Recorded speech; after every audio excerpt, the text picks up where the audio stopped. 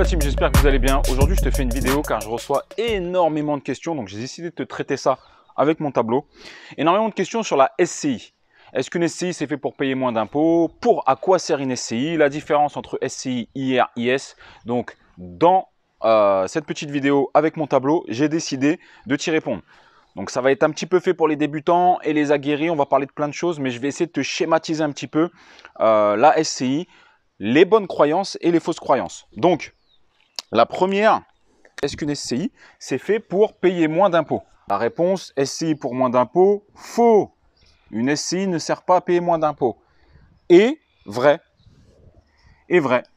La SCI, dans certains cas, te permet de payer moins d'impôts, surtout dans un cas, on va y revenir après, dans un cas de transmission de patrimoine à tes enfants. On va y revenir après. Pourquoi je te dis que dans un premier temps, la SCI ne sert pas à payer moins d'impôts? C'est faux, parce que dans la SCI, il y a deux types de régimes. Il y a la SCI à l'IR, un impôt sur les revenus, et la SCI, allez, on va le faire en rouge, à l'IS, un impôt sur les sociétés. D'accord? Imaginons qu'ici, tu as acheté un appartement, une maison ou un immeuble. Hein, d'accord? Lorsque tu es en SCI à l'IR, si tu as 50%, toi et ta conjointe, des parts sociales, d'accord? Vous avez 50-50. Une fois que vous avez encaissé vos loyers, que vous avez déduit toutes vos charges, etc., et bien en fait, c'est une société qui est transparente fiscalement. Et c'est-à-dire que si vous avez encaissé, je dis une bêtise, 20 000 € de loyer, et qu'à la fin, une fois tout déduit, il vous reste 2 000 €, et bien les 2 000 € qui vous restent, vous allez chacun les répartir à hauteur de vos parts, soit 1 000 € chacun, que vous allez ajouter à vos revenus, et qui vont être taxés comment? Sur votre tranche marginale d'imposition, votre TMI. Imaginons que tu es à 14 et que ta conjointe elle est à 30%. Et bien toi, ça va être taxé à 14 plus 17,2 de prélèvements sociaux. Donc sur 1 000 €, tu vas être taxé à 31,2%. Donc tu vas être taxé environ 315 €. Et madame, elle, parce que tiens, pour le coup, madame gagne plus, elle va être taxée à 30 plus 17,2 à 47,2. Donc sur ces 1 000 €, elle va être taxée à peu près 472 €. Ça, c'est ce qu'on appelle une SCI à l'IR, transparent fiscalement. Vous avez un nombre de parts, chacun, vous encaissez des loyers, vous ôtez les charges que vous avez eues au réel, d'accord? Et ensuite, vous répartissez ce qui reste selon votre nombre de parts sur votre tranche marginale d'imposition. Il faut savoir que dans une SCI à l'IR, tu ne peux pas faire de meublé. Il y a une tolérance qui est de 10% maximum de ton CA encaissé. C'est-à-dire que si tu fais 100 000 € de loyer, tu n'as le droit qu'à avoir que 10 000 € de loyer meublé. Sinon, tu bascules à l'IS. Dans une SCI à l'IS, vrai, tu ne vas pas payer d'impôt sur la durée de détention ou beaucoup moins qu'avec une SCI à l'IR. Pourquoi? Une SCI à l'IS, on va diviser ton immeuble ou ton appartement comme ça. Tu vois, je suis en train de faire plein de petites sections. D'accord? Et tout ça, ça va correspondre à des éléments. L'électricité, toiture, plomberie, tout ce qui est placo, les pignons, les murs, voilà. Tout ça, ça va être plein d'éléments, d'accord? Qu'on va venir amortir. C'est-à-dire que là, pareil, lorsque tu vas encaisser tes loyers, lorsque tu vas être à l'IS et que tu vas encaisser tes loyers, donc disons 30 000 € par an, et bien tout ça, c'est ce qu'on appelle l'amortissement, et tout ça, ça a une valeur. D'accord? On va amortir tout ça sur, en général, entre 20 et 30 ans. Donc, imaginons que ton immeuble, tu l'as acheté 300 000 €. Hein? On va amortir 300 000 € moins la valeur du terrain. D'accord?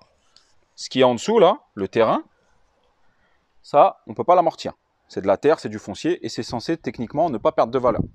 Même si ça aussi, dans les faits, c'est censé techniquement ne pas perdre de valeur, mais selon la période où on se trouve, là, tu vois que peut-être on va perdre un peu de valeur. Donc le comptable, il va prendre 300 000 € plus les frais d'acquisition, etc. Hein? Allez, on va dire 330 000 €. Il va enlever entre 10 et 20% de la valeur du terrain. Disons que là, tu es dans une région pas super tendue et que c'est 10% la valeur du terrain. Donc il va enlever 30 000 € de la valeur du terrain. Donc il va amortir 300 000 € sur, allez, disons 30 ans. Comme ça fait un chiffron. Ça veut dire qu'il va amortir 10 000 € par an. D'accord? 10 000 € par an. Donc tu encaisses tes loyers. tu as déjà 10 000 € de charges d'amortissement qui viennent se mettre en déduction. Ensuite, tu rajoutes les intérêts d'emprunt, etc., tout plein de choses. Et finalement, en SCI LIS, tu arrives quasiment à rester à zéro pendant toute la durée de détention. Sauf que, dans une SCI LIS, c'est vrai, tu payes moins d'impôts que dans une SCI LIR. Sauf que ici, quand tu vas revendre dans une SCI LIS, tu vas te faire rattraper avec la plus-value des professionnels. Et là, attention, la plus-value du professionnel, elle rigole pas. C'est-à-dire qu'on va prendre, tu vois là, à chaque fois que tu amortis tous les ans, hein, tous les ans, imaginons que tu vendes dans 30 ans, tu as amorti les 300 000, et bien ton immeuble, il vaut 0. Et lorsque tu vas vendre, imaginons le même prix, 300 000, toi tu vas te dire, chouette, j'ai acheté 300 000, je vends 300 000, j'ai pas fait de plus-value. C'est pas comme ça qu'ils comptent. Ils vont te dire, Coco, tout ça, tu as amorti depuis des années. Aujourd'hui, ton bien chez nous, il vaut 0.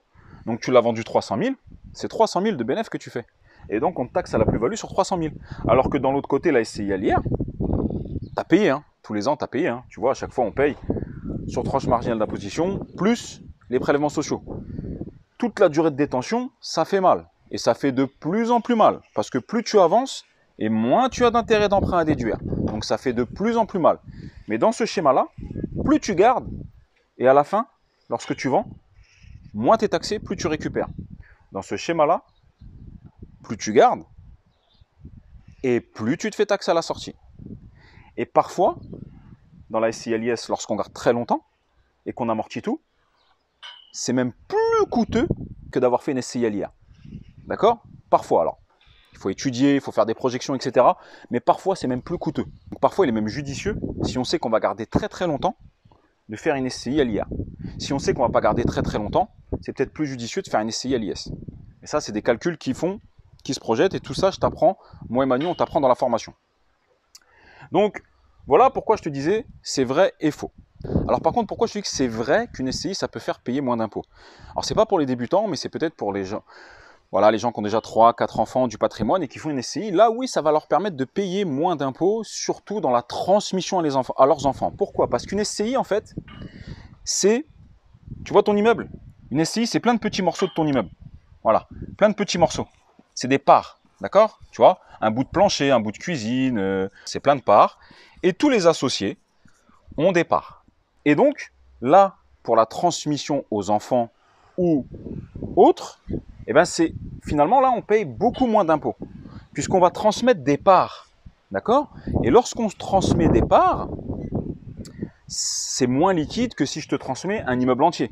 Donc, vu que c'est moins liquide, eh ben, l'administration fiscale tolère qu'on fasse une déduction de la valeur des parts entre 10 et 20%. Ça dépend de certaines choses. Mais du coup, là où je te transmets un immeuble à 300 000, si je te transmets en parts, bah, j'ai déjà une déduction entre 10 et 20%. Autre chose, si tu as suivi notre formation et que tu as fait par exemple du démembrement croisé ou du démembrement, tu vas pouvoir transmettre beaucoup plus à tes enfants. Et là, effectivement, dans le cadre de la transmission, tu payes beaucoup moins d'impôts. Là, je te l'accorde. Mais à part ça, dans le cadre de la durée de vie de mode d'exploitation, tu ne payes pas énormément moins d'impôts. Mais dans le cadre de la transmission, vu que tu transmets des parts sociales, là oui, tu paieras moins d'impôts et c'est intéressant dans ce cas-là de faire une SCI. Mais bon, ça je ne rentre pas dans les détails, on rentre déjà assez dans les détails dans la formation. Mais maintenant tu vas me dire, alors pourquoi faire une SCI? Quels sont les avantages de la SCI? Ben, je vais te le dire tout de suite. Donc les avantages de faire une SCI, le premier c'est quoi? Le premier c'est pour pas être en indivision. D'accord? C'est pour sortir de l'indivision. Qu'est-ce que c'est l'indivision? L'indivision c'est que, allez, toi et ta conjointe, ou ton conjoint, ou peu importe, le même immeuble que vous avez acheté. D'accord? Ok? Je ne sais pas si tu le vois bien.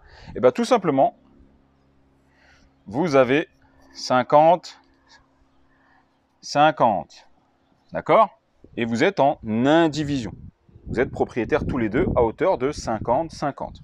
D'accord? Donc là, tout se passe bien. C'est l'amour est beau. Puis un jour, tu rentres et elle te dit... c'est qui la fille qui t'a envoyé un POC là sur Facebook?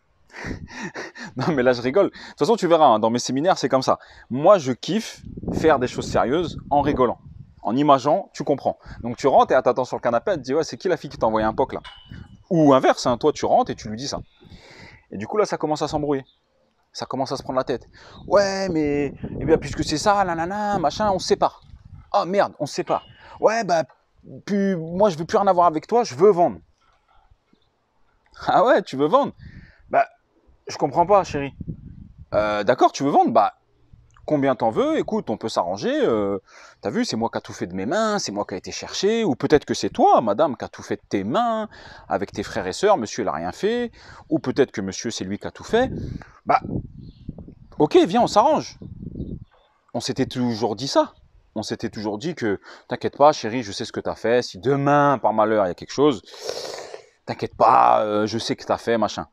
Sauf que le t'inquiète pas, quand c'est fini, et qu'il y a de l'argent en jeu, et qu'il y a un nouveau mec ou une nouvelle femme, une nouvelle conjointe en jeu, et qu'il y a des frères et sœurs, le t'inquiète pas, c'est un t'inquiète. Il n'existe plus. Le t'inquiète pas, il se transforme à je veux rien savoir. Moi j'ai 50%, raconte pas tes histoires, que tu as mis du placo, 3 tableaux, etc. Moi j'ai fait le homestaging.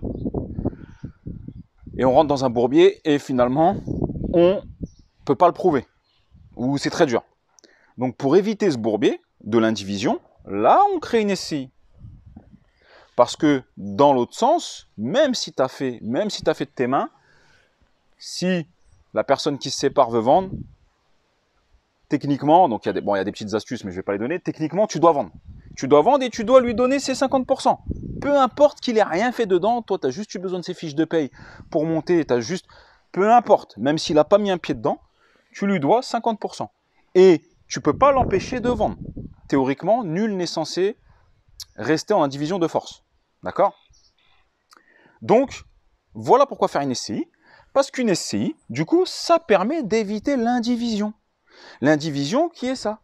Dans la SCI, on a donc les parts sociales et on peut prévoir dans les statuts qu'en cas de POC sur Facebook par une personne malveillante, on peut prévoir que dans les statuts, tu me revends tes parts obligatoirement à moi, je te revends mes parts obligatoirement à toi, à un certain prix, à ceci, à cela.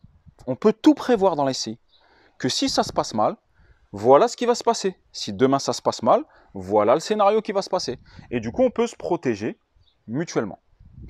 Autre chose, ça évite aussi l'indivision dans quel cas? Là, c'est un autre cas. Il n'y a plus d'histoire de POC, etc. Imagine que toi ou madame décède. D'accord? Toi ou madame, vous décédez. Aïe! Eh bien, tu vas te retrouver en indivision avec les parents de madame. Et imagine que ça ne se passe pas bien avec les parents de madame. Bah, qu'est-ce qu'ils vont te dire, les parents de madame? Ils vont te dire la même chose. Nous, on veut récupérer la part de ma fille. Ouais, mais c'était le grand amour avec votre fille, laissez-moi. Ouais, mais moi, je veux rien savoir. Parce que tu vas refaire ta vie, il est hors de question que tu ramènes ta nouvelle nana dans l'appartement que tu as avec ma fille. Donc nous, on veut la part de notre fille. Aïe, mais c'est moi qui a tout fait et tout. On s'en fout de ta vie, on veut la part de notre fille. D'accord? Donc voilà pourquoi faire une SCI. Là, dans ces cas-là, c'est hyper bien. D'accord? Mais toi ici, comme tu es malin, et que tu avais regardé la formation de moi et Manu, tu as fait un Pax avec testament. Avec testament. Le Pax sans testament, il ne sert à rien. Et du coup, comme tu as fait un Pax avec testament, eh ben, les parents de madame, eh ben, je suis désolé, ils n'auront pas le droit de te virer. Ou les parents de monsieur, hein, parce que ça peut être madame qui se retrouve seule, ils n'auront pas le droit de te virer. Ou les parents de monsieur et monsieur, parce que ça peut être monsieur qui se retrouve seul. On va pas tous les faire, sinon la vidéo, elle va durer 45 minutes. Et il vaut mieux que tu ailles dans ma formation, où là, on prend le temps, on fait des grands modules.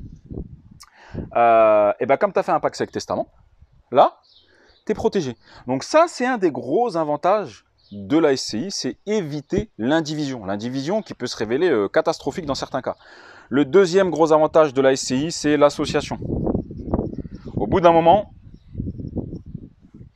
moi-même, je suis personne, mais à mon petit niveau, au bout d'un moment, j'ai été bloqué. Quand j'ai voulu monter sur des gros projets où on parle de quasiment 6 chiffres, j'ai dû m'associer. D'accord ? Nous, on l'a fait en famille, mais tu as des gens qui peuvent s'associer avec un ami, avec autre, 3-4 amis en même temps. Tiens, lui, il vient de faire une start-up, il a un peu de sous, j'en sais rien. Voilà, vous vous associez. Donc, une SCI, c'est important pour l'association. Encore une fois, ça évite l'indivision. Et du coup, je sais pas, tu t'associes, par exemple, avec tes parents. Tiens, tes parents qui, eux, ont leur résidence principale de payer. Vite fait, un petit saut, tu vois, l'importance d'avoir une résidence principale. Tous ceux qui te disent non, pas de résidence principale, machin, nanana. Encore une fois, une résidence principale bien achetée. Le jour où elle est payée, tu vas pouvoir venir aider tes gosses. Donc tiens, tu fais une SCI avec tes parents, hop, ils ont leur résidence principale de payer, du coup ils ont une force de frappe, tu vois, ils ont une capacité d'endettement énorme. Et ben du coup tu t'associes avec tes parents, hop, on peut même faire plein de montages, différencier la valeur des parts de l'actif social, etc. Mais bon, ça on le développe bien dans la formation. Mais voilà, ça permet une association avec tes parents. D'accord? Et donc de monter tout de suite sur des gros projets parce que tes parents derrière ils sont en garantie, ils ont la maison, etc. Donc voilà, j'ai essayé de répondre un petit peu à toutes vos questions. Une question qui revient souvent, on me dit est-ce qu'on faut faire une SCI? À quoi ça sert une SCI? Est-ce qu'on paye moins d'impôts avec une SCI? Donc pour ça je te dis c'est faux, on ne paye pas moins d'impôts.